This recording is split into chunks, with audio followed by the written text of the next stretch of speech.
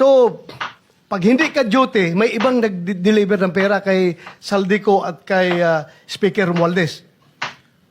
Pag nangyayari yan, sir, pag hindi ako duty, may makadetail talaga sa basura na yan. Pero ang authorized lang na mag-deliver at mag-receive niyan is yung dalawang tao na binanggit ko, which is John Paul Estrada and Mark Tiksay.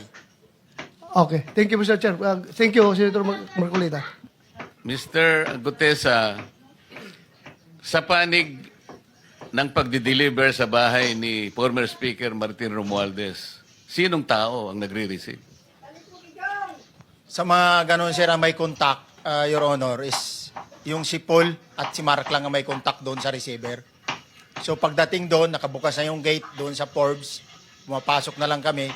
Then pag nabuhat na namin yung mga malita na ibaba na, so lalabas na kami.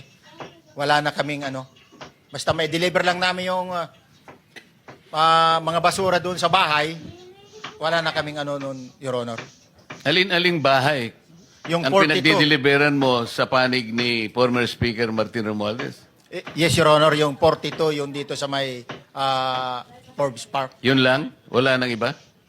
Mayroon pa yung bago nakaraan doon sa 19 Nara, yung dating bahay ni Michael Yang. Sa pagkakatanda mo, mayroon pang ibang lugar na kung saan nagdi-deliver kayo? Sa Aguado, dyan sa Malacanang. Aguado? Excuse me, Senator Marcoleta. Sino Michael Yang? Yung dating sa Pugo yata yon, Sa? yung dating sa Pugo. Yung Michael Yang. dating bahay ni Michael Yang.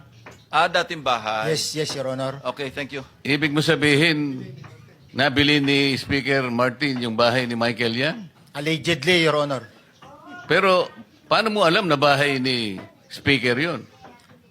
Kasi doon na nagde-deliver yung tropa nung hindi na nagde-deliver doon sa 42, Your Honor. Ngayon, sinasabi mo meron kayong chat. Nagagamit mo yung chat para ma-monitor mo yung rate ng delivery at kung sino-sino yung nagdi-deliver? During the time nung nandun pa ako, Your Honor. So, pag hindi ka duty, may ibang nag-deliver ng pera kay Saldico at kay Speaker Romualdez.